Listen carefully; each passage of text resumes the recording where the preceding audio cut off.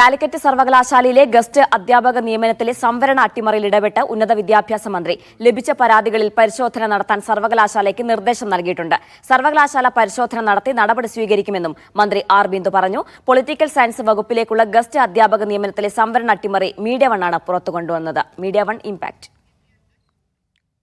ലഭിച്ച പരാതികൾ അടിയന്തരമായി പരിശോധിച്ച് നടപടി സ്വീകരിക്കുക എന്നാവശ്യപ്പെട്ടുകൊണ്ട് സർവകലാശാലയ്ക്ക് നൽകിയിട്ടുണ്ട്.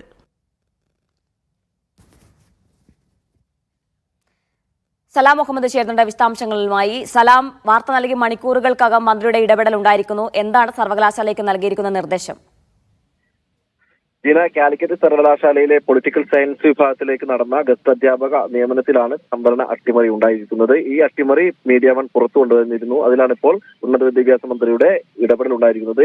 സർവകലാശാല പ്രോ ചാൻസലർ കൂടിയായിട്ടുള്ള മന്ത്രി ഈ ലഭിച്ച പരാതികൾ സർവകലാശാലയോട് അന്വേഷിക്കാനും പരിശോധിക്കാനും കൃത്യമായ നടപടികൾ സ്വീകരിക്കണമെന്നും ആവശ്യപ്പെട്ടുകൊണ്ട് സർവകലാശാലയ്ക്ക് കത്ത് നൽകിയിട്ടുണ്ട് എന്നാണ് പറഞ്ഞിട്ടുള്ളത്. അങ്ങനെ ഒരു ഇടപെടലാണ് മന്ത്രിയുടെ ഭാഗത്തുനിന്നുണ്ടായിട്ടുള്ളത്. ഏതായാലും വലിയ സംവരണ അട്ടിമറി തന്നെയാണ് ഉണ്ടായിട്ടുള്ളത്. ഇതിൽ ഒരു സംവരണ വിഭാഗത്തിന് മാത്രം ആദ്യ 3 റാങ്കുകളിൽ 2 റാങ്കുകളിൽ ലഭിച്ചു. അതുപോലെ ഇന്റർവ്യൂ പോലും ഇല്ലാതെയാണ് ഈ അധ്യാപനം നടത്തിയതെന്നുള്ള ഒരു ആക്ഷേപം കൂടി ശക്തമായിരുന്നു. ഇത് മീഡിയ വൺ പുറത്തുകൊണ്ടിരുന്നു. ഈ സംവരണ അട്ടിമറിയിലാണ് ഇപ്പോൾ ഉന്നത വിദ്യാഭ്യാസ മന്ത്രിയുടെ ഇടപെടൽ ഉണ്ടായിരിക്കുന്നത്.